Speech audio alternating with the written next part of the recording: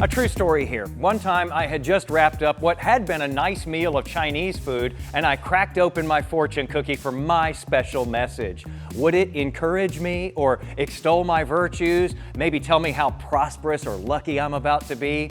Or might it just be a totally blank little slip of paper? It was that one. Total disappointment. But not as bad as this fail. The mortgage rates you are hoping will plummet just because of an interest rate cut by the Fed may not go down like you think. Okay, first of all, that's way too much message for a tiny piece of paper. Second, no one wants to read that, even though it may be true. Hoping to save a fortune, 76% of potential home buyers surveyed by U.S. News said that they put off buying a home last year waiting for mortgage rates to fall.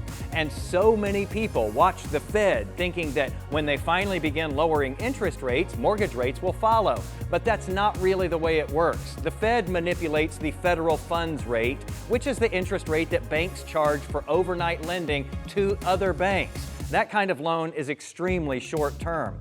Mortgages, which are paid back over a 15, 20, or 30-year period, need a benchmark that is much longer than that, so mortgage rates are tied to the yield on the 10-year Treasury note, which is a much longer-term investment. And that yield generally goes up when investors see strong economic growth ahead, and it goes down when they see economic uncertainty or suspect a slowdown ahead. Now, you can see it here. How the 10-year Treasury yield goes, so go mortgage rates. On the contrary, you can see multiple examples over the years that when the Fed cut short-term interest rates, mortgage rates didn't necessarily follow. That being said, mortgage rates have been coming down in recent weeks and are now at their lowest levels since October of last year. And Texas-based Frost Bank sees a lower mortgage rate environment as we approach year's end, so they tell me they have preemptively lowered their mortgage rates by 0.5 percentage point now. 0.5% doesn't sound like a lot, but with a long-term mortgage, that can be significant. Look at a $350,000 loan at 6.5% versus a 6% rate.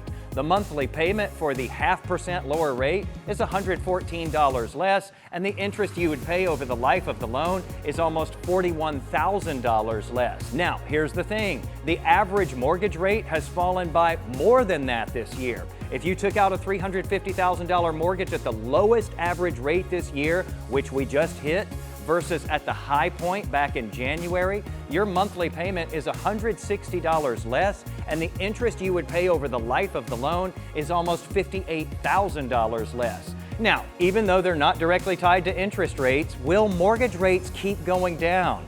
We don't know future fortunes regarding that, but we do know this: always follow best practices and follow @JasonWheelerTV on Facebook, Threads, and Blue Sky to stay right on the money.